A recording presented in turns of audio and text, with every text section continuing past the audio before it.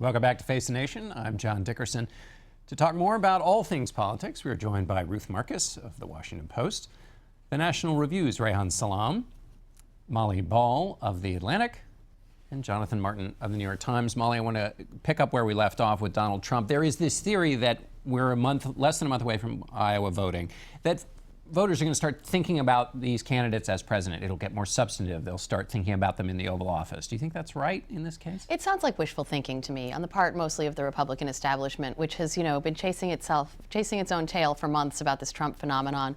First thinking that somebody had to take him out, but it had to be the other guy, and then thinking, well, that we've all got to get together and do it, and that didn't work, and there's this sort of collective action problem on the part of the other candidates. But now we seem to have moved to this wishful thinking phase where, well, the voters will just wake up from this bad dream we've all been having, and I'll believe it when I see it, but most, actually all predictions about the inevitable decline of Trump have fallen short so far. I will say that I don't know if anyone actually pointed this out. When he says he's leading in Iowa, that's not true right now. All of the more recent polls actually do have Ted Cruz up in Iowa. So there's sort of a corollary to the wishful thinking that says when he loses a state, as you sort of alluded to before, he won't seem like a winner anymore. It'll sort of deflate the balloon, and everybody will just peel away. So that's a possibility. But what I heard in that interview that was new to me was he was going after Ted Cruz. On immigration, saying he was weak on immigration. They've had this very ostentatious love fest, the two of them so far, and then in the last debate practically hugging. And now you hear Trump actually finding a line of attack. And interestingly, we're ending the year where he started his campaign with immigration. And he has a point in what he's saying Which about never Cruz. would have come up if it weren't for Donald Trump. Right, he invented the issue of But will immigration. Trump do Haven't it you heard? consistently? And that's been his challenge, because Will he take on Cruz He did go after consistently, Cruz in Iowa in December, and he actually started going down that road. But he couldn't keep it up because the problem is that Cruz is nice to him. He's killing him with kindness. And the talk radio loves Cruz. It's so hard. That's right. They're going for the It's same so voters. hard for Trump to target somebody who's nice to him. And Cruz figured that out long ago.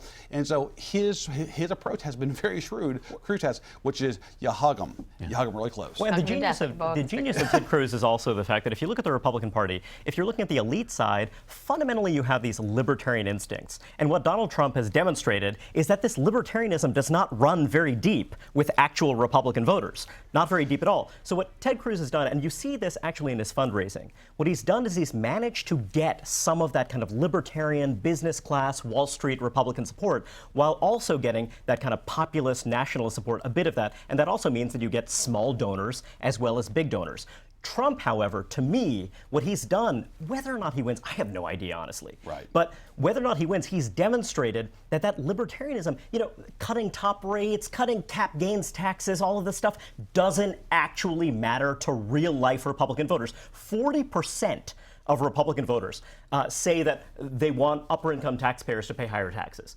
Who ever do you see in a Republican primary come out and say, you know what, I'm going to leave the top rate alone, and I'm going to focus on middle-class tax cuts, something like that? Marco Rubio has flirted with this idea without really pursuing it as aggressively as he might have, because he, too, has that straddle. He has to keep both sides of the party happy. But I think what Trump is demonstrating is that there's this whole other lane for Republicans to pursue, this populist, nationalist lane that is very potent. Isn't it more affected policy, though? With Trump, it is. But he's demonstrating that there's a market for that if someone can actually sell that message. And Cruz fundamentally is a libertarian. He's fundamentally a guy who went to Princeton. We're talking a social conservative, and that's the portion of Cruz's support that I don't think Trump gets. Yes. Because Cruz is and you heard Trump actually sort of going after Cruz on the religion thing, which was very weird and a little bit race baity almost, saying that because he's Cuban, we can't be sure he's really an evangelical. But that is the portion, especially of the Iowa electorate, that I don't think is accessible to Trump for multiple reasons, and you don't hear him really trying to speak to. And so that's an advantage for Cruz, I think.